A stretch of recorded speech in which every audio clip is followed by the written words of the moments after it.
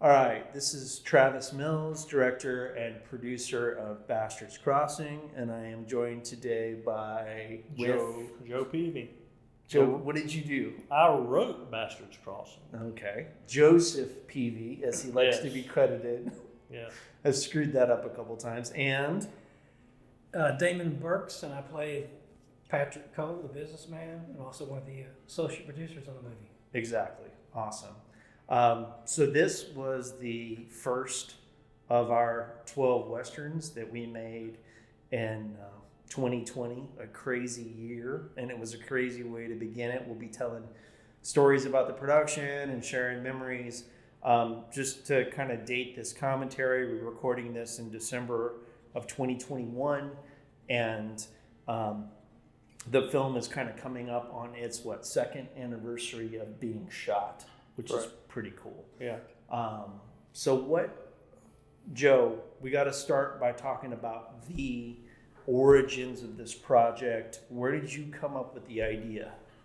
Well, my background is law enforcement, and I was always fascinated by people that are, for the most part, good people, but given a certain circumstance, they would sacrifice their morals and do things that they normally wouldn't do. And that's the idea that I took into writing this Western. And, it was going to be a simple Western to kick off the 12 Westerns, kind of like a tune-up. And going into it on day one, we thought it was going to be a simple Western, but it turned out it had challenges.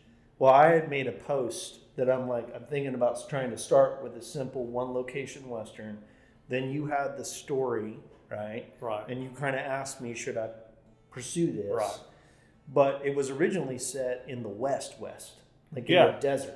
Yeah, I wrote probably the first 25-30% of it as just an outline idea. And I wrote it in a desert environment, this trading post just out in the middle of nothing but sand. And I sent it to Travis to look at, and he got back to me and said, hey, I've got a place in Brookhaven that's a wooded area. Can we adapt this? And I said, sure, I don't see why not. So I found a book in a thrift store that dealt with the Trail of Tears the Native Americans had to take during their relocation in the early 1800s. And it followed this trail from Fort Smith, Arkansas to Little Rock, Arkansas. And I said, this will work. It's wilderness with an established trail, and that's where we set the trading post up. Yep. And it did seem simple on the surface, one location, but like you said, it was anything but simple. So real quick. There's our introduction to Cam. And yep. Cam Talcutt, which is a role that we had trouble casting, really. Right. Because, well, you and I think we agreed pretty much on the inspiration for a lot of these roles. When you wrote the script, one thing we said was that Cam, this character, was kind of modeled after Strother Martin. Correct. From classic westerns and all character parts. Yeah. And so we were looking for Strother Martin, and we had several people audition. I was interested in having this local guy, Richie Montgomery, play it. He wasn't interested.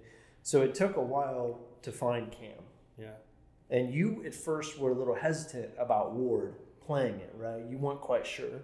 Well, I didn't know him. I had not seen any of his work, and you guys, y'all went out to the location and just did a little audition, and you sent it to me, and I started looking at him, in more of a wardrobe type thing, and I said, I think you can do it. Well, he was film commissioner in Mississippi for, I think, 3 decades, all added together. But I knew he had done some acting, and he'd been one of my friends. And I'd actually sent him the script to read for his notes on it. And it was when we were having dinner in New Orleans one night that he was sitting a few seats away, and I kept looking over at him. I'm like, think he could do it. I just want to mention real quick the first express rider that is in this, the guy you just saw riding the horse, his name is Bo Hale. He provided horses for the film, some of the horses. He's a good friend of mine and also helped with my first Western, Blood Country. Yeah, and this opening, this is basically a character introduction. A lot of people that have seen it really didn't get this. I mean, it's a really long introduction. And there was a movie that Paul Newman was in the early 60s called HUD. And it has a really long introduction to the main character. So that's kind of where I got the idea for this. And I like it too, so it appeals to my taste. But same thing that I've heard is like the guy that bought the DVD rights for this movie said, "Can you cut out the credits in the opening of the movie?" I said it establishes the mood, especially with the soundtrack that I'm sure we'll talk about. Damon, kind of share some background about how you got involved with this, and then also some of the stuff that we did getting ready to shoot, right? The preparation. Yeah, Travis sent me the script, and I was, really interested in it, and I decided to get involved with it, beginning with the pre-production. Like Travis said, when we went, I think in September of 2019 to start working on this, and basically you couldn't even get to the trading post. They had to bring a tractor in and clear out all the bamboo and trees and everything to get in there. Then we went back with a crew of people and did the work on the interior and the fence, and did a lot of painting, but like this wagon you just saw here, we had to paint the undercarriage of that. It originally was white, and we had to spray painted the wheels and undercarriage brown. Yeah, it looked too much like a Budweiser wagon. Right? Yeah. But it was pretty cool. This wagon was provided by Brad Turner, who we'll talk more about. He did lots of the wagons in the film. And John Charles Dixon, who plays this role, he actually learned to drive, like not that day, but basically with just like a couple hours of training, he learned to drive a wagon. Did a pretty good job. Did he go to the horse training camp with us or not? And he was the best one Right. there. They were like, this guy can drive a wagon. So that was really cool. And he just listened really well and took good direction. Here with the letter, I'm trying to establish, Cam is kind of a simple-minded person. Cam cannot see beyond 24 hours into the future. He does some pretty stupid things that most people would look at and go, why would you do that? And here with the letter, he's trying to decide on, should he open the letter now? Should he read it now? And he's out in the middle of nowhere. I mean, why else wouldn't you open it up and read it? So there's a little bit of frustration, tension going on between these two. And this character here, the freight driver, he knows what's in that letter. He's got an idea. It's bad news. When we were prepping for this movie, I didn't think we knew. We basically built a set. We just didn't build the whole building from scratch.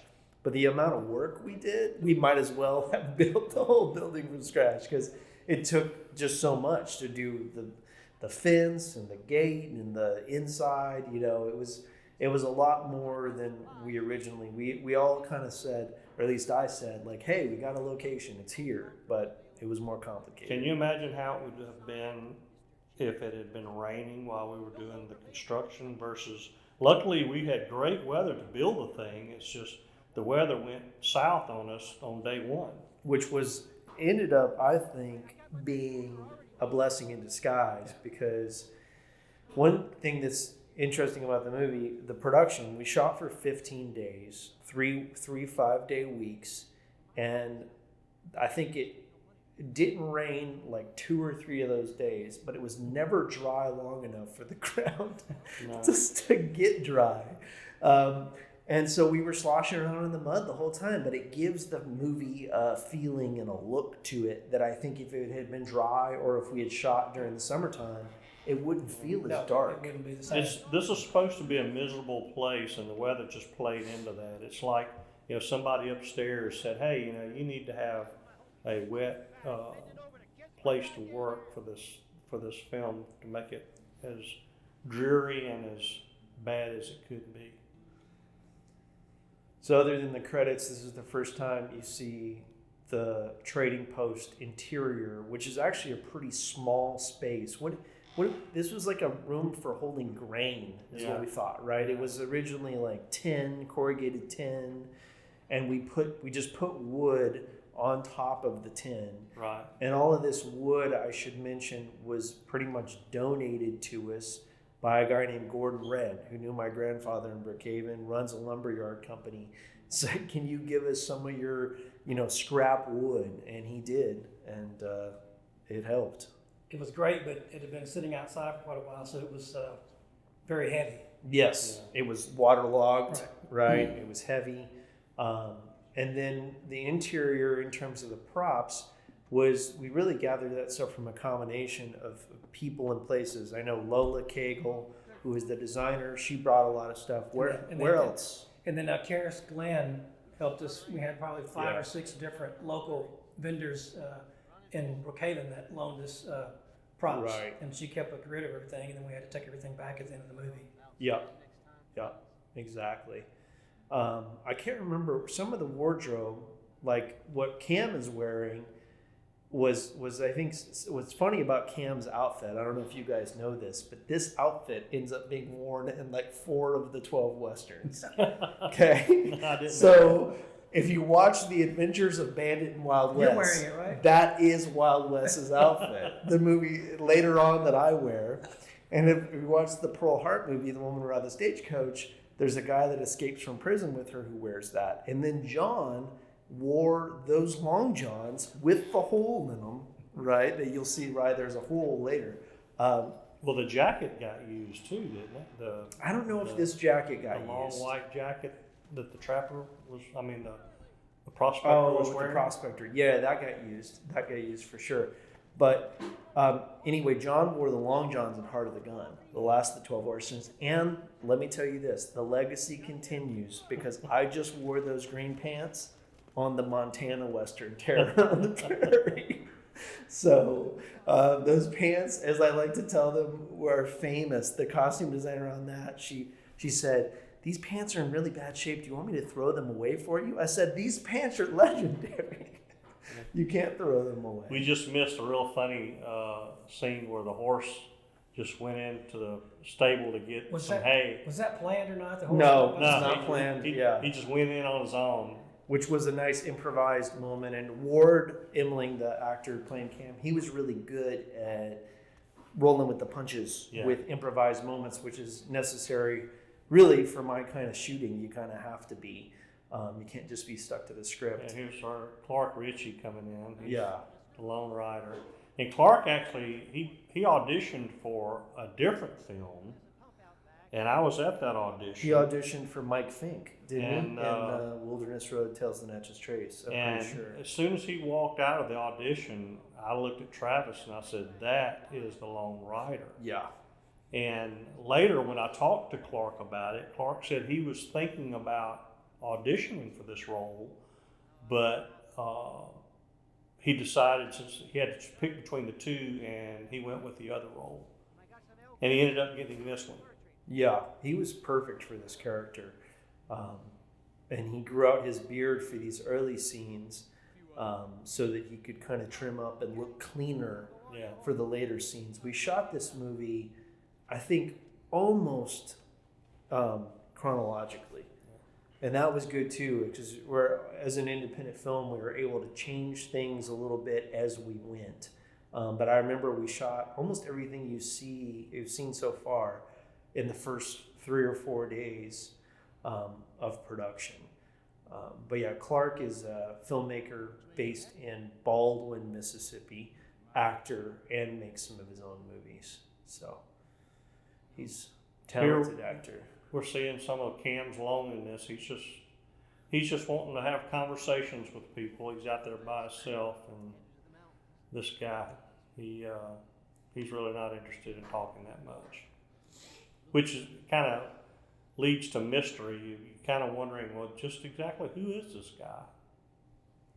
There's an interesting cameo coming up that I don't want to miss with Blood Country Wanted poster. I have it on my notes. That's on your list? You've already got it. So all right. Well, we'll make sure that we point it out when it happens. But yeah, Damon, what are some of the main challenges that you remember from shooting other than the rain? It was also the sound too, because we had the rain coming on that tin roof, a lot of times. So we were dealing with that. Just the weather caused issues with the sound as well. And the generator, we had to run a generator for all our power because there was no power out there. Yeah, it was the sound was definitely tough. We had I don't remember how many were on a crew, probably 10 or 12. I think we had a good crew on that one, probably 10 people for that one. Yeah. Ward Emling stayed on the set. Everybody else stayed in Brookhaven.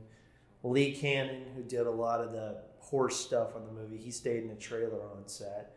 But it was a pretty nice setup, being able to go to the same place every day and make this film. Of course, that presents its own challenges. As I've seen, is you have the same location every day. You kind of have to make sure that things are staying the same and consistent, right? At least this movie the story takes place over a long period of time, so you can kind of tweak those things. But it's a little, whereas Texas Red, you don't have to worry if it looks the same because you're always moving, just the continuity of wardrobe and stuff. So here is the wanted poster, and this was actually a wanted poster from my first Western, Blood Country, with Joe Lofton, played by Chris Bosarge, as the faded image on it. So that was just kind of a fun little ode to Blood Country, which is really the reason that all these movies got made. So we should talk a little bit about finding the different wagons, I think, and what was entailed with that, because it was that was one of the things that you and I realized was going to be a challenge. Well, it wasn't a challenge to me, it was a challenge to you. Because I would write all these travelers coming through. Here comes another wagon now. This one was great because it looked like the wheel was really going to fall off. And I would write all these scenes with these wagons, and it's because I really didn't understand. This was really my first go at something like this, so I really didn't understand how things work. And but you can't have the same people come through in the same wagon. So exactly. I had you cut a couple of the wagons out. Yeah, we cut a couple of wagons out, and we changed one wagon to horse riders. Okay, yeah, that helped. So this is Bill Luckett. You want to talk about Bill, Damon? Oh yeah, Bill is a great guy. He's just so supportive and so nice to everyone. Unfortunately, we lost him here just a couple months ago to cancer. But also the privilege of working with Bill on Son of a Gun as well. And he was perfect for this role as the burly man. Yeah, Bill was a great guy. He was super supportive and warm. Like Damon said, he was known as a politician. He was the mayor of Clarksdale, Mississippi for a while. He ran for governor at some point. He also co-owned a famous blues club with Morgan Freeman. Yeah, Ground Zero Blues Club in Clarksdale, Mississippi.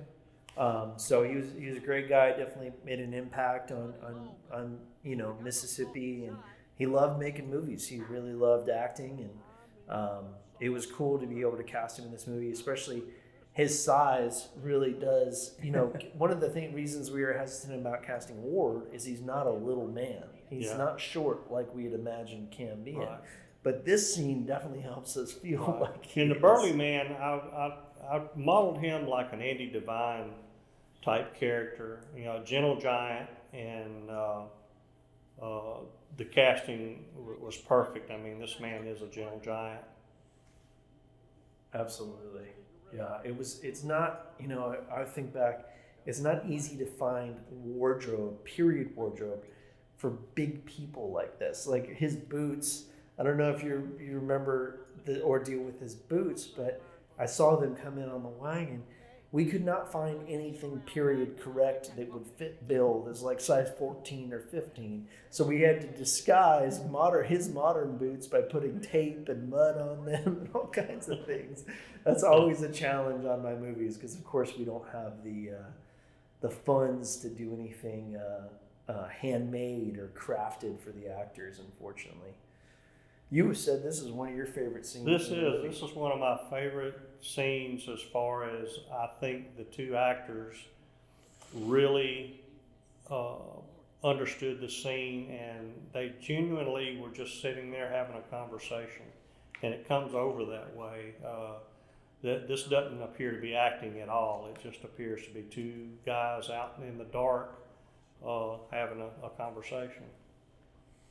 Yeah, I'm a fan of it as well. It's so difficult on a low budget to do night scenes because lighting them in a realistic way is tough. And I'm in the minority on this, but I hate the way fake moonlight looks in movies. And I told Jared, the cinematographer, and Chris, the gaffer, I don't want to ever see like some blue light hitting them as fake moonlight, because to me it's not what it looks like to be outside at night in real life.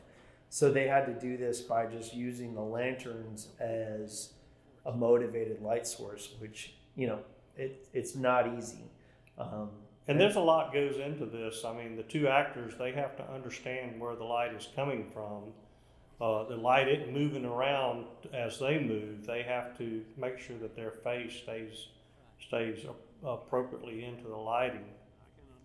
Exactly. And the a lot of people watch a scene like this and they think like, oh, those two lanterns are the light that they used in the scene, and they don't realize, as you guys now know from being on movie sets, that there's all these other things that are playing off camera. Real quick tidbit about this.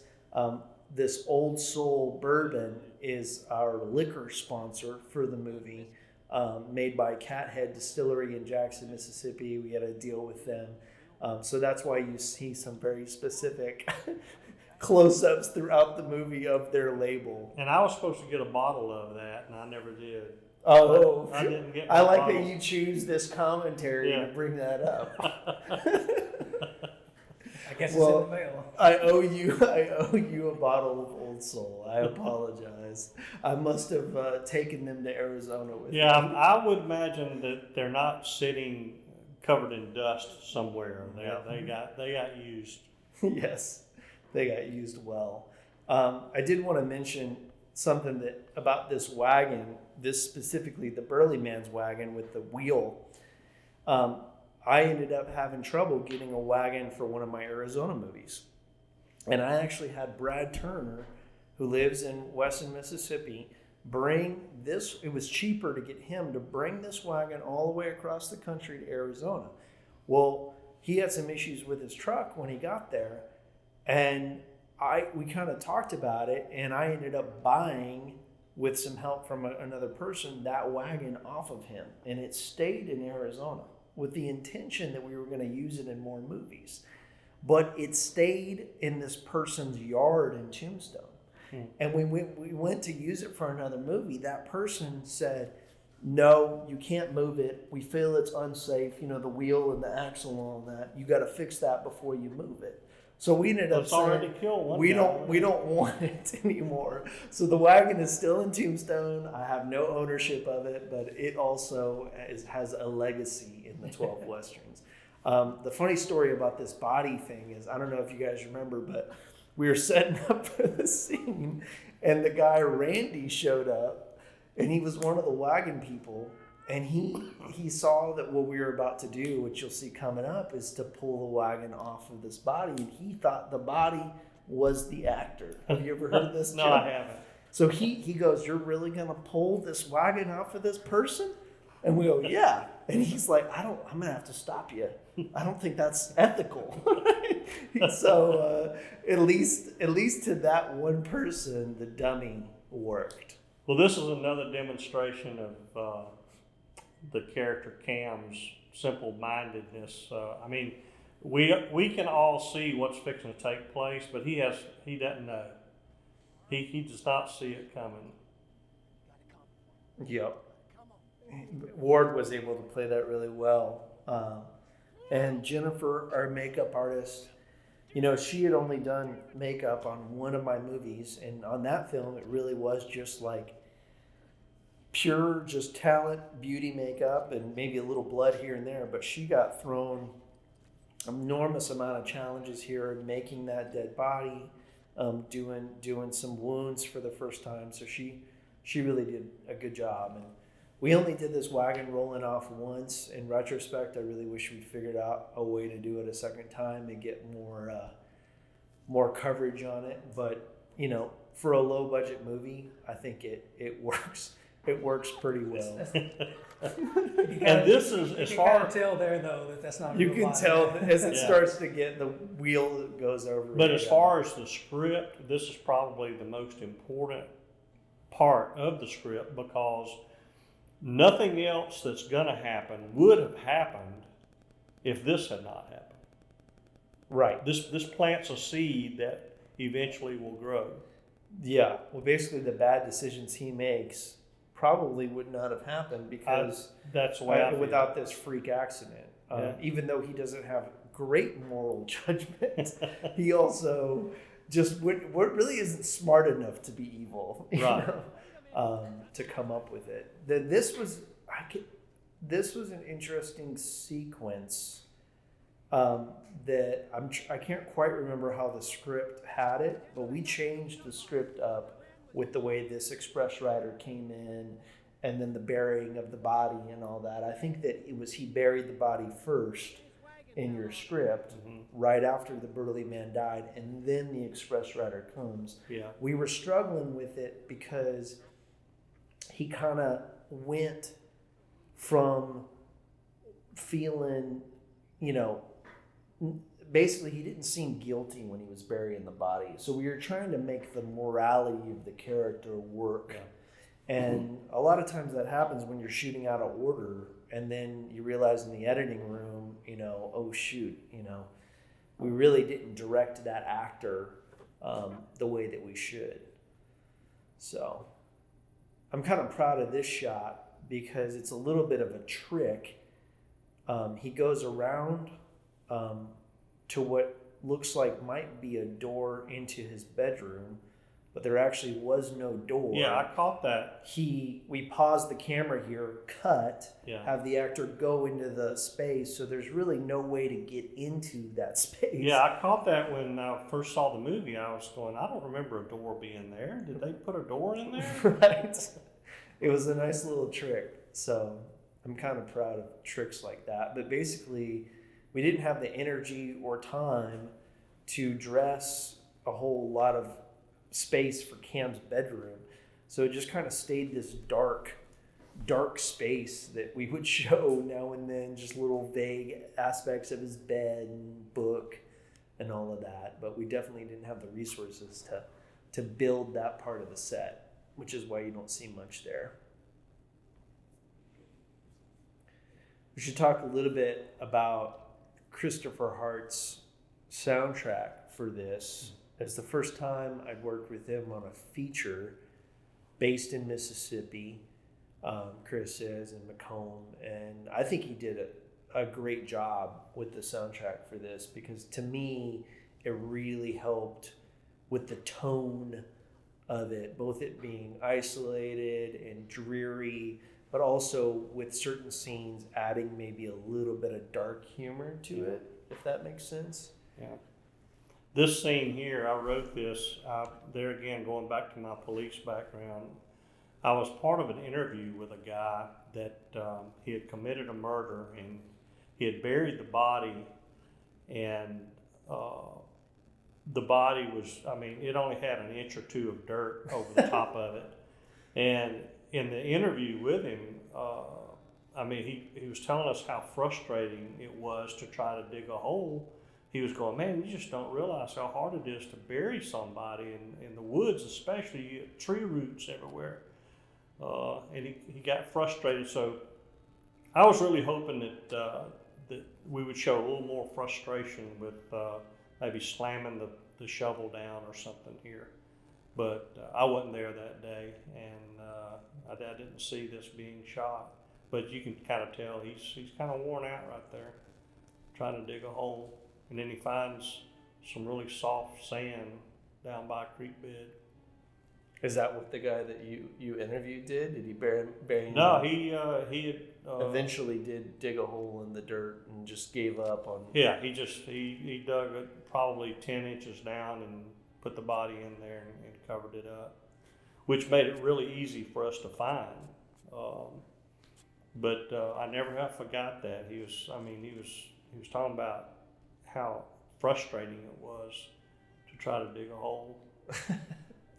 So this location is probably about a mile and a half from our actual trading post. We had to get Mark Chambers to take us back there. Yeah, our great friend of mine named Mark Chambers owns property right next to where we shot the trading post, and it might be a mile and a half, maybe even less. But anyway, it was great because we originally didn't know where we were going to shoot those scenes, and we'd explored some more on Bill's property. Bill Perkins, I should mention, is one of the producers on this, and really helped us make it with the location and all. But he had failed to tell us that someone had a deer hunting lease on most of the property.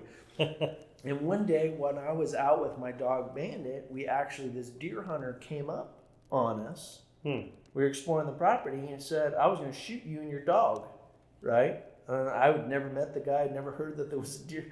So Bill had failed to say that. So then he was like, well, I don't want you guys wandering back any further than the post. So it was an interesting moment for sure. So this is the wagon burning here, and we actually had to gather up trees and lumber, and we actually put one of the fake wagon wheels in the forefront to make it look like the wagon was burning. Yeah, exactly. We did our best because we couldn't burn a real wagon. So we had to kind of make it seem like that with a heaping pile of things and a couple recognized. I think we put through some of the canvas on there too. So far, no one has brought that up to me as being something that they didn't believe. So, well, the heat was so intense that Ward got a sunburn. I remember that. Yeah, I remember in the middle of the night we had to go get aloe vera for him or something. Something I did not. It's just, you don't think about these things until they happen to you sometimes. And here, Cam, he's happy. He's back in business. He got a stock trading post thanks to this poor man that died there. This was supposed to be another wagon scene. And is this the one? We adapted it to some riders coming through. And plus a little loneliness shown there in Cam's eyes when he sees this beautiful lady walking away from him. Yeah, the idea was we were supposed to start to establish what you'll see later is his desire for a woman in that scene. So this newspaper is important too. A lot of people didn't understand the newspaper. When we get to that part, I'll put. That's more interesting. emphasis on. You've talked to people that don't get the whole transition of time. No, they don't get the transition of time, and first thing they do is they say, well, his clothes change. They don't realize that, the newspaper is nice and clean here, and he'll fall asleep, it'll fall to the floor, and then it'll, a hard thing to do in writing a movie script is to establish time. Right. And here I'm trying, this whole story takes place over about a 1.5 time period, and here I'm trying to establish at least a few weeks. You see the newspaper fall. Yeah. And it looks kind of pristine there. It doesn't look as wrinkled, and then it'll cut coming up here. All right, now, this is weeks, if not months later. And some people just didn't get that. And Cam's wearing different clothes. Yeah. That's interesting. I'm pretty surprised by that because in fact, I think it's pretty clear. One of the critiques on the website, somebody brings it up. Interesting? Yeah. You never know what people are going to get. Yeah. It's like clipboards. They said clipboards didn't exist back then. Oops. I see them in Gunsmoke all the time. Well, Gunsmoke is not a good barometer for period accuracy, just like John Wayne movies. There's the infamous fence. We haven't talked about that fence that we hated. Yeah, well, the fence was tough because it was all metal, right? And we didn't know how to disguise it. We knew that it wouldn't work and we went through, I don't know how many, we were arguing forever about the best way to cover it up, and we finally settled on, as you can see, two different styles, one on the left and one on the right. One on the left. Go ahead. It was cut as like a 90-degree angle, so when you're looking Yeah. at this, we turned the boards facing Jeff, Yeah. and then we filmed the other way, we turned they're the boards just facing laying the up there. cabin. Yeah, they're just laying on top, and then on the left though, there's more of a traditional type of setup. So both styles won. You know? And that looks like something Cam would probably do. Exactly. You know? It's more ramshackle. Yeah, It doesn't, being you know. the idiot that he is. And we did learn that corrugated tin was around during that time. So it isn't unrealistic that there would be corrugated tin on a building like this, on the roof. But we didn't really want to show much on the interior. And I like how, Cam always sends people around back to the pump to get Yeah. water, Yeah. which does not exist. Which does not exist. We never see the pump. It's just a fictional around bag. But it's referred to like 4 times in the movie. Yep, that's another movie Now trope. this character was modeled after a Bruce Dern type. From the character. Cowboys. Yeah, just being just a smart ass. He's just a cocky, smart aleck kind of guy. Well, and if you pay close attention to his wardrobe, his hat is exactly modeled after Bruce Dern's hat in the Cowboys, which is kind of a hint to that. But Jeff Buckwald plays this character, the prospector, and I can't remember if he auditioned specifically for this. He did. He did, because he auditioned for a couple roles in the 12. And he ended up working later on the Wilderness Road with us as the preacher man, which was cool. But I think he did a great job here of just playing that cocky, arrogant type of person. And his wagon, I was not able to mention it, that was actually provided by a guy named Bart Massey, who brought two wagons with him. And the mules too, right? And the mules all the way from Alabama, Sims, Alabama. And he had worked with me. He'd provided all the wagons for Blood Country. And that's something a lot of people don't. And I got an education out there that day talking to the people that brought some of the teams of horses and mules out there, in that you can't just throw 2 horses or mules together out there to do a job. I mean, they have to be familiar with one another. And they were even telling me that there's a left mule and a right mule, and the right mule doesn't like pulling on the left side. He likes pulling on the right side. Yeah. So there's a lot goes into things that people don't think about. They're used to it, for sure. Absolutely. Cam's sitting here, he's trying to figure out how to get this guy to sell him some of his supplies out there. He's got sugar and all kinds of things, and here he's going to give him a wet finger of sugar. We'll have to talk about, don't let me forget to talk about the axe gag, the pickaxe gag when we get there. But I was going to say, you said the whole thing about not showing enough frustration with the shovel. I didn't edit all of the 12 Westerns, but this is one of the ones that I didn't edit and didn't really even look at the footage.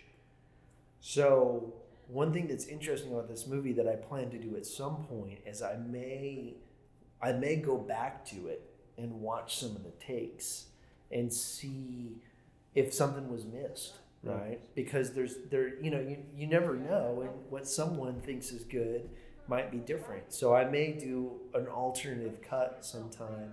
And I may return it to its normal chronological order based on the ending, but we'll talk about that when we get to it. But anyway, it's all of these decisions are made in the edit.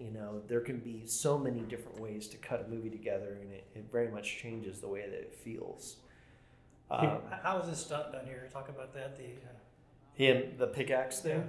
So Lee Cannon came up with, he welded something that went around Jeff's chest and had a pickaxe sticking out of it, pretty much. So underneath the duster, he has this welded piece with this pickaxe that it had like a hole for the pickaxe to stick in.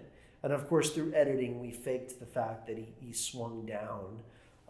And very quickly, I think right there, you saw one of the one of the only 2 gunshots in the entire movie. Mhm. It's not much of a Western you wrote, Joe. You know, there's not a whole lot of Well, shooting. and if you remember, originally this was supposed to be on the floor. Right. He was supposed to nail him into the floor, Right. and then get on Struggle- top, struggle. trying to pull the pick Yeah. out. But that had to be modified because of the way the trade post was constructed. Right. But here again, you know, Cam, he doesn't look into the future at all. No.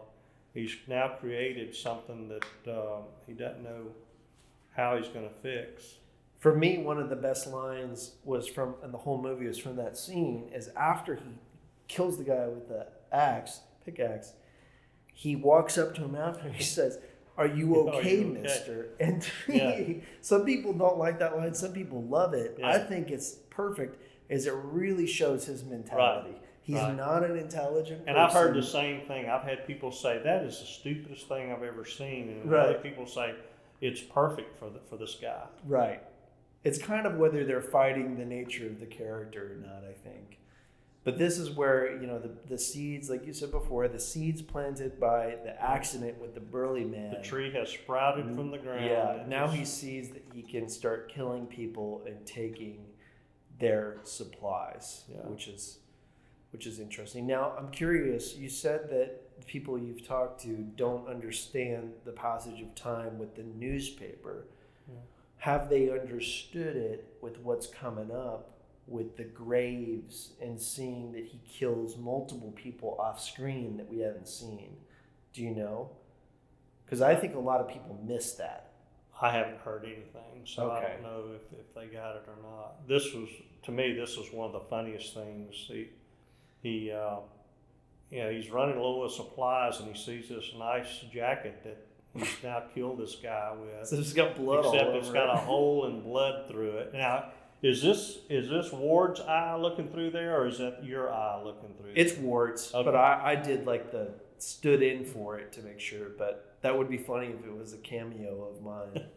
I like that shot a lot. And here he is. He's struggling again. And here he's actually pulling the camera, which is funny. You Yeah. know, it's the camera on something safely being I was pulled. sitting with 2 people watching it, and one of them was saying, "Why didn't he use the horse to drag the body?" And before I could say anything, the other guy said, "Because he's an idiot. He hadn't figured that out." You can throw the body Which over is- the horse. Which is perfect. Yeah.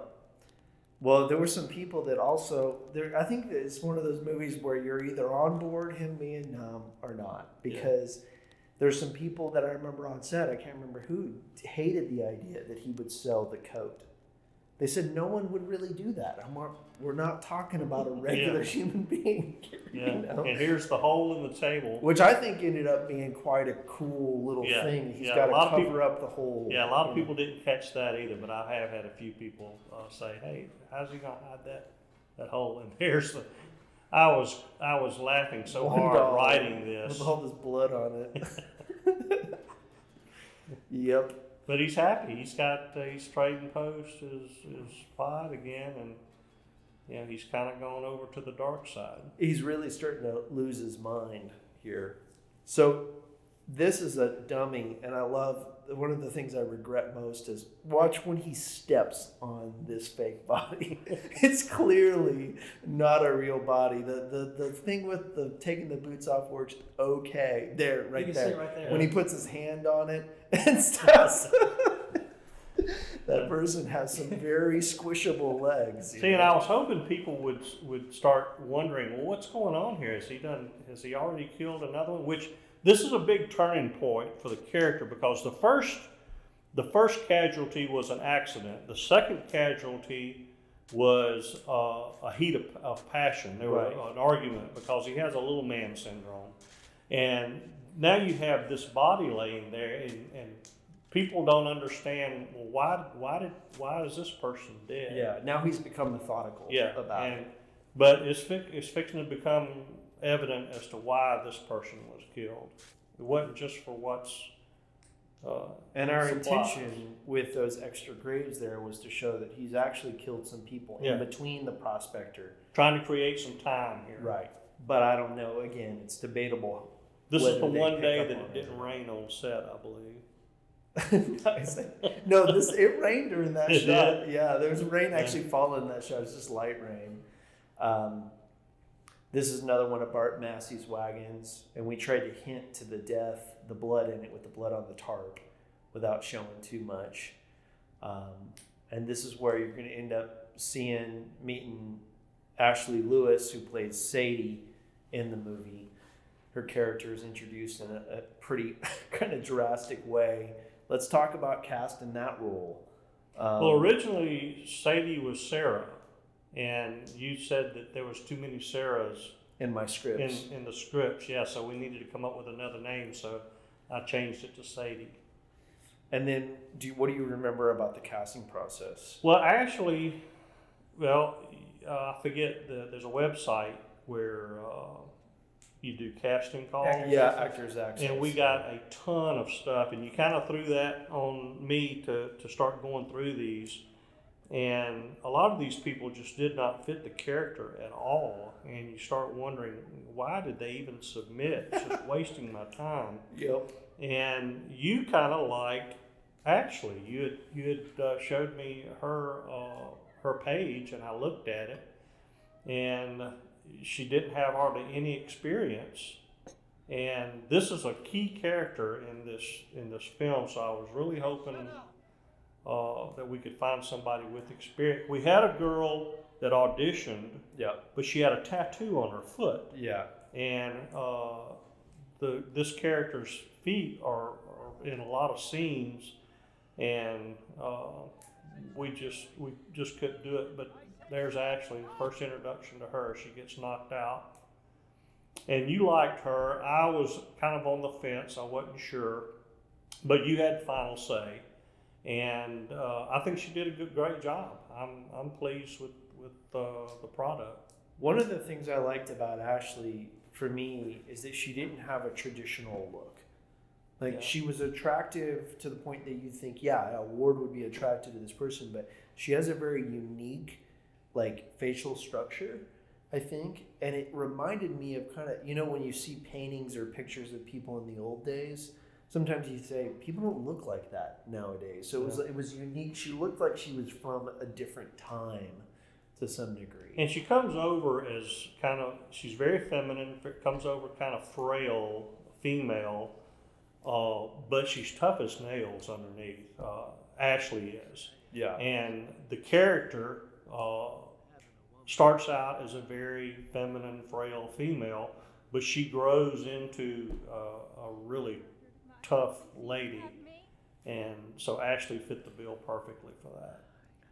And we did some rehearsals with Ward and Ashley, which I think helped a lot because, like you said, she hadn't done much acting. She'd done some stunt work in movies, but those rehearsals and Ward was a big help with that because he's so experienced. And when you match an experienced actor with an inexperienced actor, it can sometimes be disastrous, but other times that experienced actor can kind of lead that other person along and kind of help them,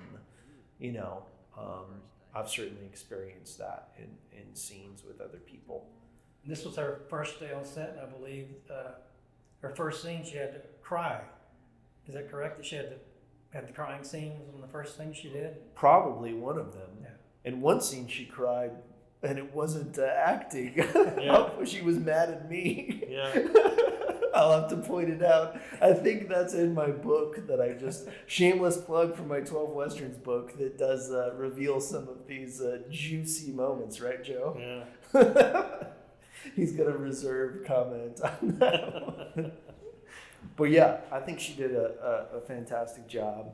And there's in one scene when they're going to have a physical altercation here in a minute, and pay particular attention to when she gets. Here comes the cameo. When she gets slammed against the wall, I mean, it looked real to me. It really did. Yeah. So here's Travis's stunt. Yeah, so here's my character. Originally he rode in on a horse, but we changed it to a mule that I stole because my horse died. And watch, the mule just walks away, starts Which is heading great, through yeah. the woods. this was a fun scene to do. I was soaked, covered with mud from head to toe underneath my clothes too. And this is January. It's very chilly out there. It was cold. Yeah. It was so cold that Travis was actually shivering. Yeah. I had to go get him some hot coffee to warm him up. I remember that. Right. Yeah, I think I was giving direction, and my teeth were chattering, Chattering, yeah. which is pretty funny. But yeah, it was a fun. This is actually the scene where she cried, and she cried because she didn't realize that she had to have this gag in her mouth. And I come from the old John Ford School of Directing, which is maybe a little less sensitive than the modern school, and yeah. Anyway, she wasn't happy with me. So the tears you're going to see in this scene are real. And Travis got one sip of water there, I think. Yeah. The funny thing about this is that after I rode off screen in that take, you weren't there for this, were No, you? it wasn't. I turned around with the horse, and as we rode back after cut, the horse took off underneath the trading post. And what's funny about that is we had been talking about using that same trading post for a shot in Texas Red where the character would ride underneath it. Mm. And that same morning, Bo Hale, the horse wrangler, had said, I don't think we should let him do that. He'll decapitate himself. Yeah. Well, as I was riding and not a great horseman, not able to control the horse, I said, I'm about to find out. Yeah. Thankfully, I still have my head, you know. But yeah, this is, like you said, another scene, or this is where the fight scene comes up. And we actually had some tense moments going through this fight scene. Again, I don't think you were there, No, Joe. not there, no. But there were some arguments that happened between the cast and I about the safety of things. But we ended up working it out and just going, especially getting slammed back into the wall was like, how are we going to do that in a safe way? And as we know from especially recent circumstances, you just want to be as careful as you can with these kind of things, you know, and really talk it out. Yeah, in the script, I mean, this is a very violent altercation that's about to take place, to where she's still chained to the wall, and he's trying to get away from her. And in the script, she's actually being lifted off of him, and I don't think y'all were able to capture that in film to the degree that it is in the script, but it still played well, especially. When she gets slammed into the wall. But to me, it made me sit back. I went, oh my God, I hope she's okay. Yeah, unfortunately with independent movies, a lot of times you can't do what's in the script. You can't quite pull it off. But, you know, I just worked on not a big budget movie, but a $3 million movie. And I experienced the same thing. We couldn't pull off certain things. Well, so here we see Cam's stupidity again. He's just turns his untied back. her, and he immediately turns his back to her. Yeah. And I actually had him hitting himself in the head with the bottle. I was hoping that would get in there, but I think we attempted to do it, but it just didn't play very well. It didn't play in a realistic way, unfortunately. So again, these stunts are hard to do without the. And with you mentioned how real it seems like her hitting that wall. Mm-hmm. A lot of that is the camera work. Yeah. Just the camera moving backwards with her makes it feel. And we hadn't violent. mentioned Jared. Jared did an excellent job shooting this. A little background on Jared. I plucked him pretty much right out of high school, and he started shooting feature films for me when he was 18 or 19. So by the time he was shooting this, he'd already shot, I think, 4 or 5 movies for me, and he ended up shooting 4 of the 12 Westerns, this being the first. Also shot Texas Red, Counting Bullets, and The New Frontier. So he was pretty great to work with, and super talented young man, that's for sure. We didn't have a lot to work with. I thought this scene went over really well too. I can tell that Ashley and Ward they've now got comfortable enough with one another where they're just having a conversation out there. It's a tense conversation, but it played well to the way I wrote it. And that's the value of rehearsals, because like you said, the more they're working together, the more comfortable they're getting together, the better they're playing off. A lot of times, you shoot a movie, you shoot the beginning of the movie. By the time you get to the end, what I want to start doing is go back and shoot the beginning again, because the beginning will be better now, you know. Everybody's gotten a chance to get used to their characters, get used to shooting. But of course, with the tight schedule, that's rarely possible. And there was some ad-libbing in this scene too that played really well. Yeah, they did a great job with that.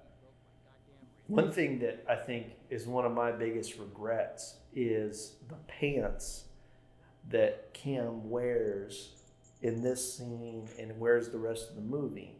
He didn't really like those green pants that are legendary, and he wanted to switch to these khaki pants. And they had belt loops on them.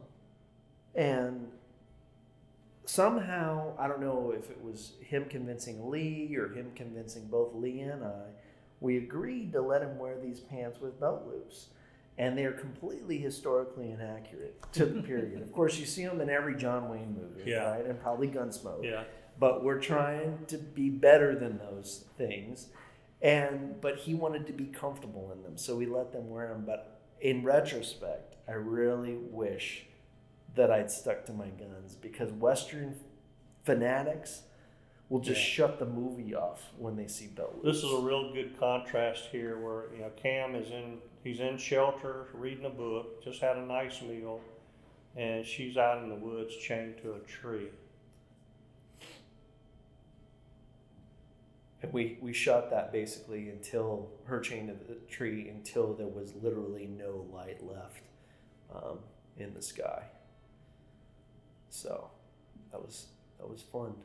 I think she did wind up getting bug bites all over her. I think some skin Oh, in bites real or something. life? Yeah, I think so. She had some on her.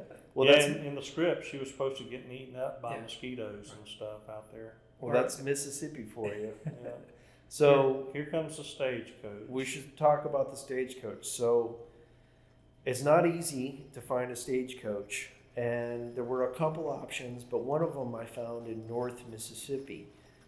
And I went to go see it, and the guy who owned it was supposed to bring it down for the shoot. I don't know if you guys remember this. He promised me that there was no way he would flake. Well, like 2 days before it was supposed to be there, I get a text from him. He says, "I got to fly to Mexico. You know where the stagecoach is. You're welcome to come get it." So thank goodness for Brad Turner, our friend. He went and got the stagecoach. And let me tell you something about it. Brad Turner has had that stagecoach ever since. Yes. And he's ridden it in the the Dixie National Yeah. Parade. Oh, it's a beautiful stage. The guy doesn't want it back. He said, "Take good care of it. If I ever need it, I'll let you know. But for now, I've you had just hang so on to many it." friends and family who've seen it, and they go, "Where did y'all find a stagecoach that nice?" And I tell them, "You just don't know the inside of it." And we're tracking mud inside of this Oh, thing. it was really nice. Plush And, red yeah, interior. red velour interior. I mean, it's a really, really nice stagecoach. But yeah, it's still in Weston, Mississippi. It hasn't gone home. So there's lots of cameos going on here. Yeah, we need this to is- mention. So Joe is the most important cameo here, and he was probably the hardest person to direct in the whole Yeah, movie. I'm not an actor. I'll be the first to say I'm You not did a an good actor. job of looking. I'm annoyed, just kind though. of I'm just kind of an annoyed businessman on a trip, and this banjo player really annoys me. And the banjo player is the cameo for our composer, Yeah, Chris who Hart. cannot play a banjo in the real world. Nice. So he was not acting. He was playing some bad banjo. This is when we got the stage stuck. Remember we got stuck in the ditch out I there do. in the woods? Yep. Everybody had to get out of it to get the stage Yeah, turned that was around. fun. That was fun. And then also in the stagecoach, we got Bill Perkins, my friend and the producer who owned the property, and then Lola Cagle, our set designer. So it's a stagecoach full of what do you call it? Cameos. It's cameo time. Pack them all into one scene, you know. But you finally looked perturbed here, which amuses me, you know. I think it was good to get you in the movie.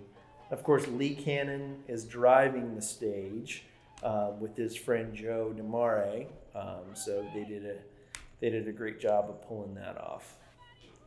And that coach had a value, I think, of $100,000. Yeah, it's pretty wild.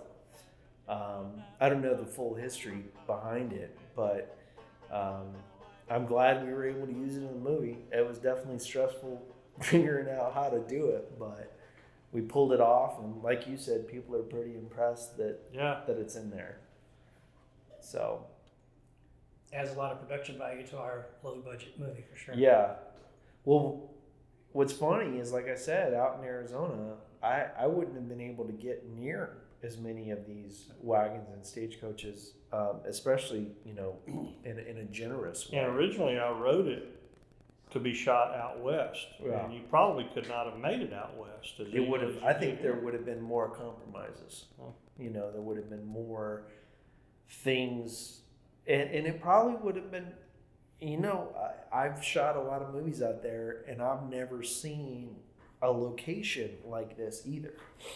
Just a post. There's towns, western towns, but I haven't seen anything that would be the perfect little isolated post. Yeah. And you got to remember too, out west, there's not a whole lot of trees like there is here to hide things. So you'd be able to see buildings every which way. I had a family member at that scene right there with Ashley there. They, out loud, they said, "Bless her heart, she looks awful." Nice. Yeah. And now Sadie is starting to toy with him a little bit. Yeah. She's getting comfortable in her own skin and seeing how far she can push him. Yeah. And he's not a hard person to push because, like you And said, she's he's not very planning. smart. She's steadily planning. I had somebody ask me if what eventually happened to her didn't happen to her, did I have an idea of how she would escape from him, or would he eventually kill her, or what? And I hadn't really given that much thought. I don't know if perhaps she would have gotten away from him. So let's talk about something that just occurred to me, and we haven't spoken about it in a really long time. But your first draft included a rape scene. Yeah. And I don't remember exactly what happened, but I was insistent that we take it out. So what happened? Originally, I wrote Cam rapes her immediately. I mean, as soon as, if you remember, he buries her husband and he comes back to the wagon, then he goes inside, and you don't see the rape, but the shot would have been from outside, and you hear the rape occurring.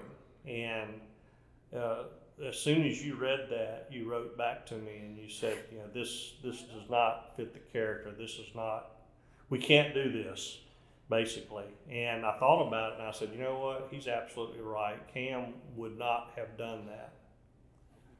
So now we're introducing the trapper. Well, the problem is with the rape thing, one last thought on that, is that I think my main concern, not just the consistency of the character, is that also I like the idea that Cam, though stupid, though he make mistakes, is still likable. And I think no one would have liked him after that moment. Yeah. And that's kind of a dangerous place. And like I said, once it, I was looking at it from the standpoint, this man is lonely, has not been with a woman in years, so he would have immediately jumped at the Which chance. Which is probably realistic. Yeah, but it really didn't fit his character. It didn't fit who Cam was. Right.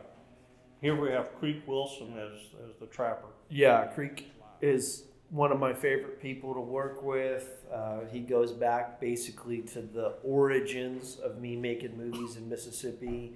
If you watch my first Mississippi movie, Porches and Private Eyes, he's got like a one-line role as the tow truck driver, and we've been working together since. And this is I think one of his most fun characters.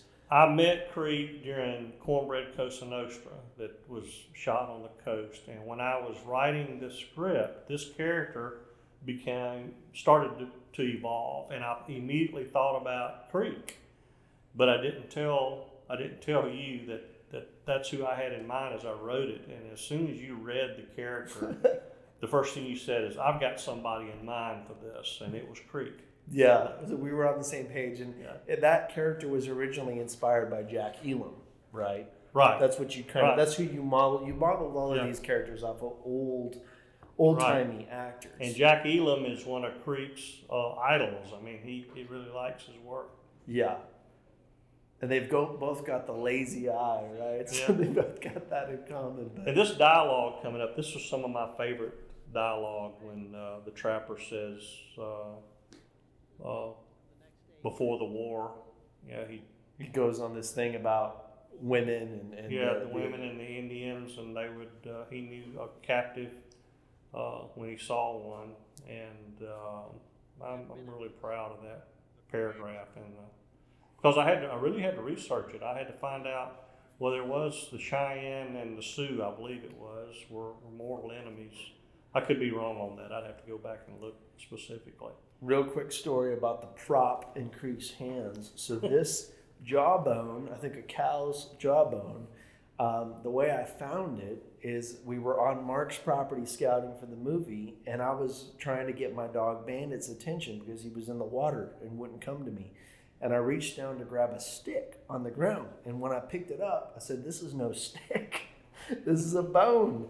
And I showed Creek, and I said, "I think this could be one of your character's props."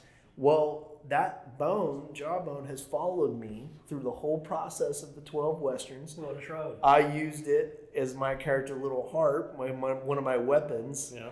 and it's currently sitting on my dashboard. It's gone with me all over the country. I was not there when this was shot, and first time I saw it, I talked to Creek, and I said, "Creek, where did this bone come from?" He said, "I don't know. It's just something Travis handed to me and said, massage it and play with it while you're out there." And you have to know Creek to understand why he would say that. Right. Oh man, but it works for the character. I love the little connections though between seeing it. Yeah. I don't know if anyone has pointed that out or realized that my character uses it in Wilderness Road, and Not until it's you told awesome. me right then, but Oh, okay, you yeah, just now realized it's very it. obvious now that you said it. Right. Hopefully someday someone will realize these things and really put the pieces together. So this is kind of really what transitions the movie to the third act is this whole idea of him selling Sadie off, right? Yeah. And even though he loved the idea of having a woman, it's a lot of work, and Yeah. he keeps trying to keep her secret. Well, it's another example of him not seeing the future. I mean, he kills this woman's husband because he wants a woman, but he doesn't think, well, how am I going to explain her to the stage passengers that come through and Right. various different things? And So it keep her plays, quiet. plays into the character of Cam not being that bright of a guy. And then he kind of gets this perfect opportunity with this guy who's even worse than him. Yeah. Really, he's the only, the prospector wasn't a bad guy, No. but the trapper is bad. Yeah. He plans on taking Sadie out in the woods. Yeah. And like he says, she ain't He coming said she back. ain't coming out when I come out. And I mean, Sadie here, she knows that she'll get an opportunity to escape from Cam. She just has to pick and choose. But she sees that if I leave here with this guy, I won't get an opportunity to escape. So now she's bargaining, and she doesn't have a lot of chips to bargain with. Yeah, it starts to make her think about her life there at the trading post, and if it's really as bad, she might be better off in the long run staying there. This is one of the scenes we actually rehearsed the most, and I think it shows. I think it turned out really well. She really does a great job here. And Ward, I remember, he asked me here, how crazy is this guy getting? Because if you notice, he's twitching and almost starting to talk to himself in the corner.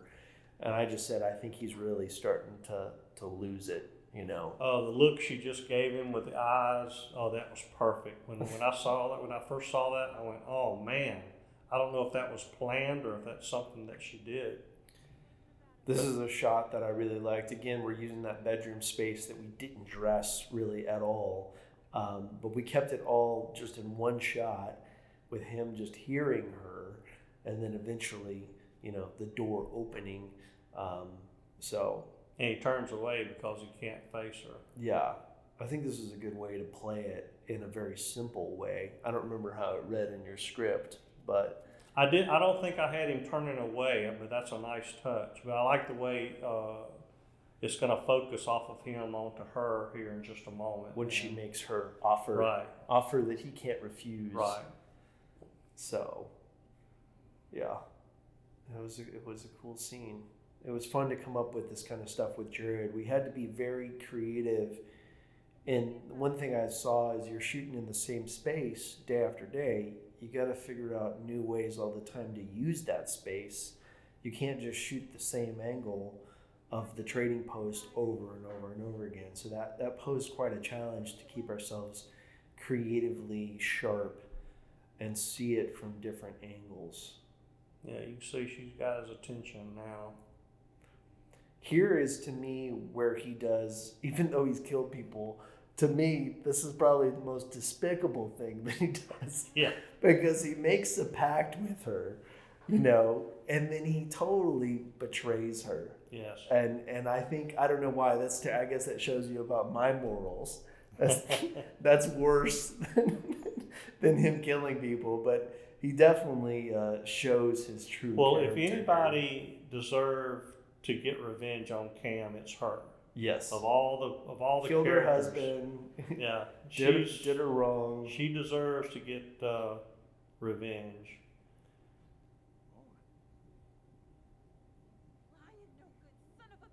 Can you see the dried dead possum? Oh yeah, forgot to talk about that because it's in the opening credits. That dead possum, mummified possum, was something we found while cleaning up the trading post. Yeah. And we had decided, I thought, this has to be in the movie. We put it above the Bastards Crossing. We named it Fang. Fang, yeah, exactly. It's probably still nailed on the wall out there today. I think 2 so. years later, yeah. We need to go check it out. Return to Bastards Crossing. That's the name of the sequel, right? This was a fun scene to do with her being dragged off. And again, something like that looks so simple, but you got to make sure that she's not actually tied to the horse, right? Because if something happens, she could get drug off. So in your original, I want to talk about this. In your original script, first let's talk about this. I did not like this scene. This is something that y'all threw in. Yeah. So this wagon was very important because it dates back to the late 1600s, early 1700s. So why don't you talk about how we got this wagon? We got this from Denver Mulligan. Yeah. From Macomb, Mississippi. Yeah. He has a house called Fernwood, and he's given us several props for our movies. He's a really nice guy, but he loaned us this coffin for the movie. And I think it's an undertaker's wagon. And correct me if I'm wrong, I think it was the wagon and its availability that inspired this scene. I think you showed, or he sent me pictures of it, and I thought, well, that's not in the script, but it's cool. How can we incorporate it into the movie? And then we came up with this idea of a dream sequence. And that's actually Brad Turner, our wagon master, who's sitting there on the wagon. His little. And I'm not sure what y'all did to get the grayness in this, but a lot of people didn't catch that it's a dream until he wakes up. But I had a lot of people looking at it and go, why is it everything so has gray? Changed. Yeah, this must be a dream. Well, and so two things. That's all color from Jared. That's him affecting the color. Another thing I did that no one would ever notice is that all of the sounds you hear in that are in slow motion sounds. The birds, the steps. Yeah. So I think there's a lot of elements that are kind of telling you something's different, something's weird here. So he wakes up. So I want to tell you my idea for re-editing the movie. Okay? He just woke up, right? I want to make a version of the movie where we do see what happens to Sadie when she leaves with the trapper. Mm-hmm. Okay? We see it all the way through what you'll see at the very end of the movie. And then he wakes up. And you wonder, was he dreaming about what happened with Sadie and the trapper? Or was it real? Yeah. Right? I think I want to try that. Because your original script it didn't. It Right. stayed with Sadie, Right, and I insisted that we needed to stay with Cam. right. But I think it might be interesting to play around with that, you know. Here he's missing her. I sold her away, but I still kind of miss her. And he hears another wagon, and he kind of thinking about the dream. Now, Damon, this is your character. Talk about this and your. I don't know, like what was the biggest challenge playing this part? Well, I'm glad I didn't have to drive the wagon after all the training I did. It was already parked for me. I just had to get off of it. And this was really fun trying to go through the mud. I know Travis had me walking the plank here. That's not just mud at Yeah. that point. We Yeah. did, we did several takes of that trying to make it look like I just didn't want to get dirty, but we couldn't avoid it. But this is me, it's Patrick Cole. And Cam doesn't quite know what to think of this guy that's coming up to him, all positive. Can't understand what to think of me here. This is your biggest part thus far as an actor, right? I think it was a pretty good challenge for you, right? Oh, yeah, especially, working with Ward, and you'll see in a minute when we start the scene inside here. Ward was really hyper at the beginning of this scene and kind of threw me off, made me a little nervous there. But that was kind of just his character. and what Because he was did doing. what? He was real hyper the way he was moving Oh, around. yeah, And yeah. you see me here trying to, I almost found the hole in the table when he's trying to cover that back up, so he doesn't want me to see that. And Patrick Cole is a salesman, a fast-talking salesman, and that's what you're doing there.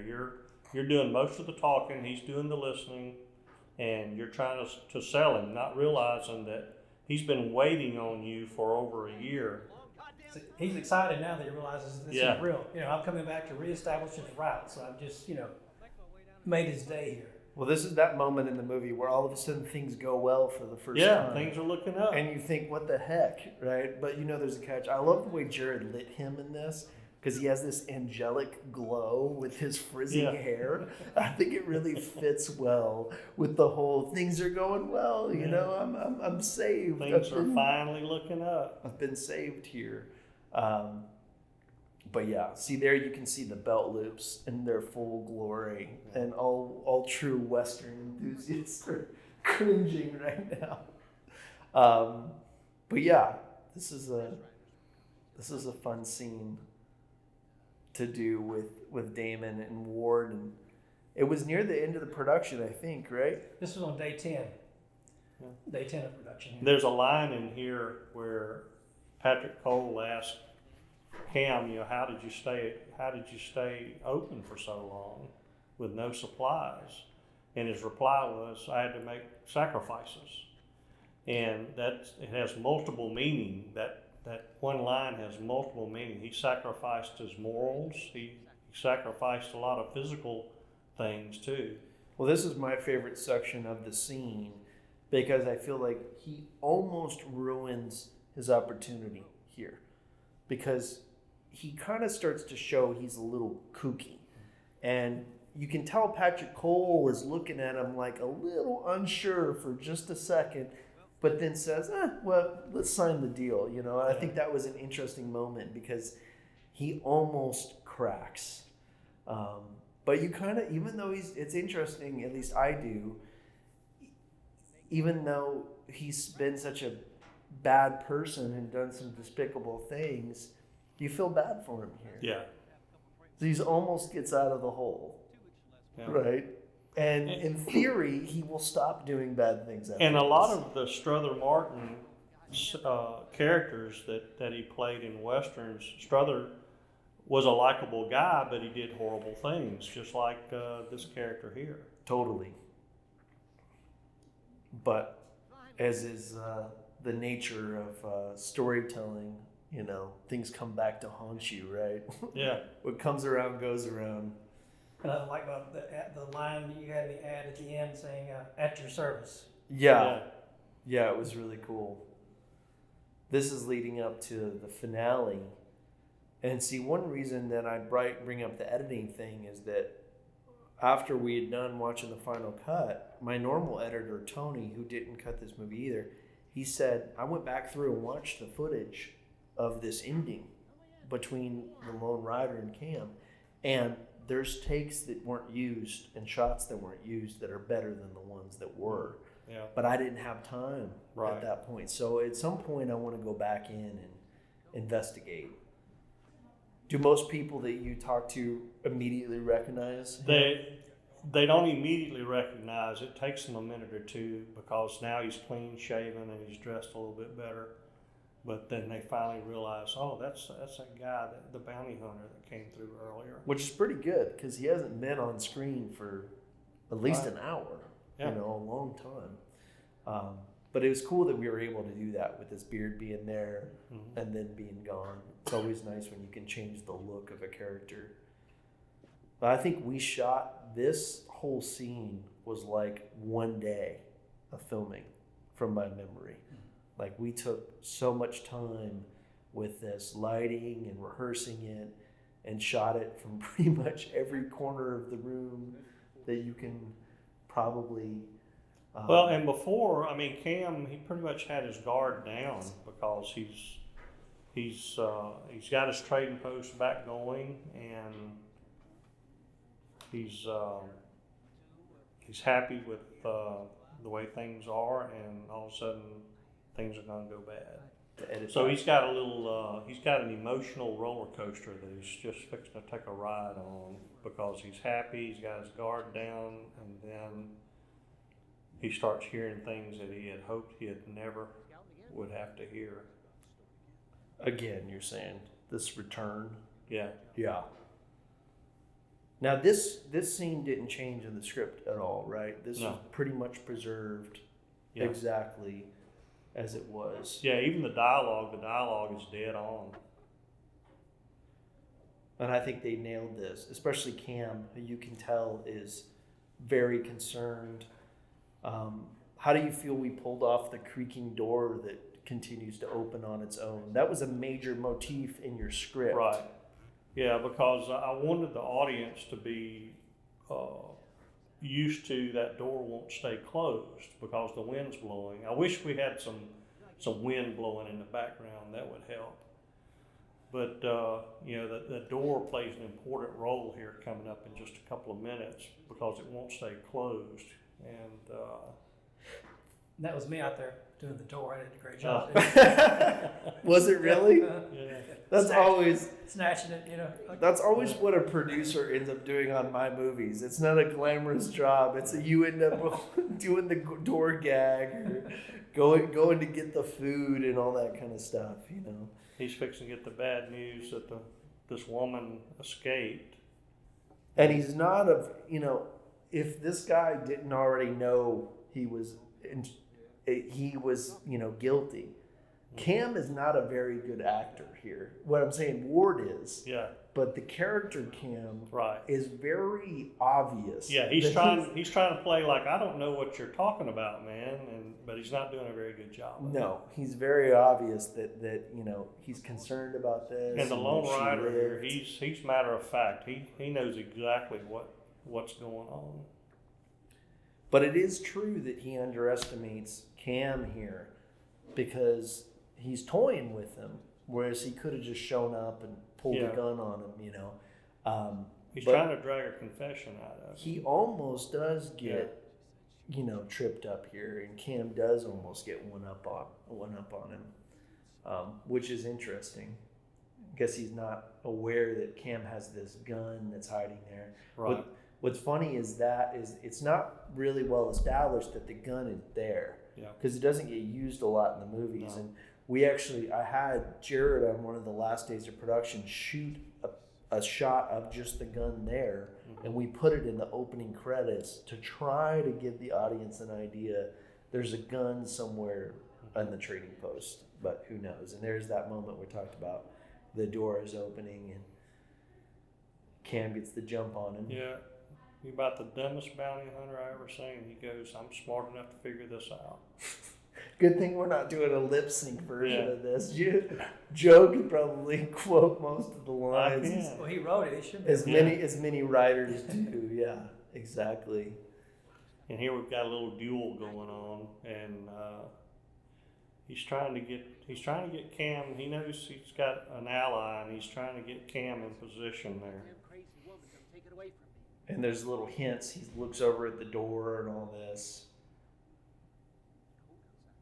this was a tough one to do in terms of her firing the blank and far enough away from him angle wise. Right. It always is a challenge to do that in a safe way that also still looks like her shooting him. And that was a major trick. I mean, that little insert shot where she's shooting probably 5 feet to his left, you And know.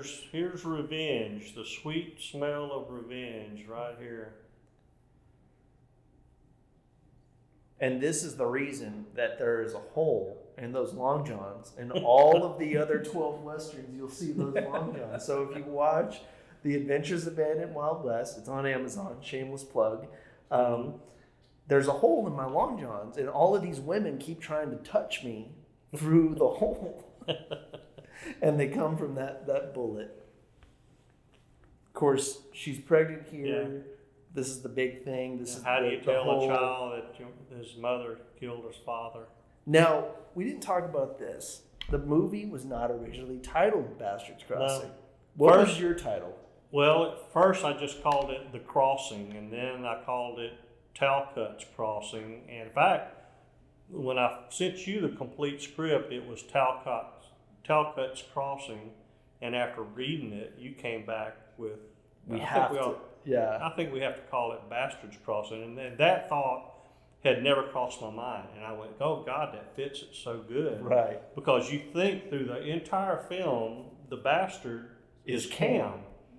But no, the bastard is going to be this little bastard child. Yeah. This is one scene that I really wish that I could reshoot. It was kind of rushed, and I don't know, the goodbye between them just doesn't quite have the feeling that I wanted. Does that make sense? Yeah, and the way that Cam is slung over the horse, I mean, he's fixing to have to make about a day and a half trip with this guy. He's not going to stay And on. I doubt he's going to stay on that horse for a day and a half. I had some people go, he's not going to stay on that horse. He's going to be flopping off onto the ground in return. Hey, that would have been a good shot. We Yeah. should have gotten that shot. He flops up on the ground. But yeah, that was not an easy thing to do. Again, safety I can wise. see Ward's struggling there to stay on this horse. Yeah. You look at him, his weight shifting around. Right. Safety wise, that was not easy. So here's the part in the movie where there was a lot of debate on what we should do here, because he ends up, what do you call it? Sadie ends up breaking the fourth wall here. There's the reveal of the title. Yeah. There's the now reveal on the title. and she looks Breaks the straight fourth at the wall. camera, talks to the audience. So if in my re-edit of the movie, it would end just going up to Bastards Crossing, and that'd be the end of the film. So now we get to see what happened. Right. To But the I did child. have some people that watched it and they thought the film was about to end, Yeah, and they were going. that was the idea. They were mad. They said, What happened? What happened to her? Yeah. All we heard was what he said happened to her. So Well, they then- were really happy that this was shown. Then what we tried to do worked for those people at least, because I Yeah. even told the composer Chris, make the music sound like the movie's ending Right. when that door closes. I want everybody to think, it reminds me recently I saw the movie Vice about Dick Cheney. Halfway through the movie, they have the credits start to roll, and it says Dick Cheney lived a happy life. The people in the theater next to me started to get up, and I said, "Folks, he hasn't even gone to Iraq yet. Yeah. This is a trick." So This is the thing we struggle with, trying to keep this fire going. Remember, we had to use lighter fluid, everything else, just to keep a flame going, because it was raining that night. oh yeah, And then we had the chicken kept falling off the stick, and we had to this is like a rotisserie chicken. rotisserie I chicken think. from Walmart. It's supposed to be a rabbit, but it's a rotisserie chicken put on a stick. Oh man! We'd light the flame and shoot, and then the fire would go out, and we'd start it over again. And this is the only scene in the movie where I allowed them to light moonlight. If you look closely in the wide shot, there's supposed moonlight hitting the branches because Chris insisted on it. I remember that. Yeah, so this is the only one that we ever did that with. Creek, to me, in these scenes, is probably, this is the most fun he got to have, because he's got to play the whole thing about the getting this venereal disease Yeah. from the whore in town, and gets to grab his crotch a lot. Yeah. I He's- got a hot rod cure. A lot of people didn't know what that was, and I said, look it up. There Yeah. was a hot rod cure for those kind of situations back then. That's pretty wild. But here she's she's smarter, just like with Cam. She was smarter than Cam, and here she's smarter than the trapper. She's toying with him. So we should talk about this before this ends. Ward has told you his idea for the sequel, right? She's running the trading post, right? And all of these characters that were killed there are now ghosts. So Cam returns as a ghost, right? The prospector returns as a ghost. They're all haunting her and her little boy or girl, right? Yeah. I think that would be interesting, Yeah. right? And my concept is that the trapper actually was never killed completely by what you'll see as the bear. Yeah. He comes back in this mangled form, and the ghosts have to help Sadie defeat the trapper. Yeah. What do you think? I like it. I like if we can pull that off. It sounds good. Yeah. We'll The have to tra- do the trapper- old school ghost style, right? We don't have the special And the effects. trapper only has one arm now, so Exactly. he's probably going to be pretty easy to defeat. That's true. But yeah, that would be. It's a fun concept to think about. I don't know if I actually want to do it, but it's fun to at least consider. Because the bear scene will happen so quickly, I do want to talk a little bit about it ahead of time. We had no idea how we were going to pull that off. I think we thought about everything from having someone in a bear suit, using a bear rug and fashioning it around things. And then we ended up trying to do some trick photography with my dog Bandit as his first cameo in the movie. Mhm. So these are the things you're not supposed to write, Joe, Yeah. for a low budget film, just for future reference. Well, originally we were talking about just having like a paw of a bear Right. being seen. Just like Yeah, stamps just a down. paw. Yeah. And the trapper caught off guard. And I think it was harder to even get a paw than I Yeah. realized,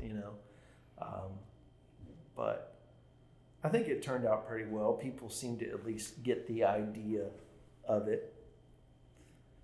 This was actually shot, this final scene of the movie was shot on the very last day. This is the last scene that we did. And I remember we almost ran out of light. I don't know if you remember that, Damon, but it was tense. If down the wire, you had to get it.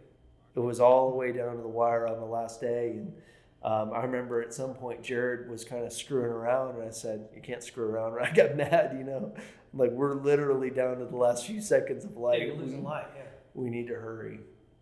And somehow it seems like I'm always shooting the last scene of a movie on the very last day. And that's a lot of pressure to make sure we get it right. This was actually written to be a little bit more comical than what it comes over as. The knee and the groin The thing. knee and the groin, yeah. Yeah, I don't think we quite pulled off the kind of the goofy thing that you wanted out of it. But Creek does a good job there. She had to have an apple box here to jump on this horse, so there's an apple box out of frame. that Talk she about uses. Sadie's horse riding skills. I mean, Oh yeah, she's a equestrian. Does I don't know if the official name for it is dressage, but she does English style riding on a competition level. Yep, that was Bandit's little cameo going by and on a long lens. Well, we got to showcase her riding, which was cool. So, yeah, there you go. That's the end. That's the movie. Thanks for listening to this. If you made it all the way through, I really appreciate you putting up with Joe. I mean, it's tough. you know how but- these writers are. They're real protective of their property. Exactly. Well, there was a lot of people in there on the screen now that we didn't get to mention that had a big part in getting this made. Just the people that fed us. Oh yeah. The days that we were out there. Absolutely. Food is, people don't realize how important and expensive it is just to feed a large crew like that. And we had a lot of local people come We Come ate and better fed in us. that movie than any of the others, I believe. They were actually delivering food almost every day. Oh, that was the best food I've ever had on Yeah. a movie, pretty much. Yeah, And it Mark- was all donated for the most part. So Yeah, Martha Arrington really helped us out a lot with that. that was really cool. But yeah, always pay attention to the credits on these movies because these are the people that made it You happen. can see all the food Ex- donations right here. Exactly. It's pretty wild. There's more food caterer people than there are crew members. And even we didn't talk about the interns that came out and helped us. Yeah, set- from Bellhaven. yeah, Yeah. build the set. Yeah, we got a lot of help. That's how these movies are made. You know, they wouldn't be made without a lot of generosity, that's for sure. Well, stay tuned for the next commentary. Any last words, Stoneman? Not for me. Just keep watching westerns. I just got one more thing to say. God damn.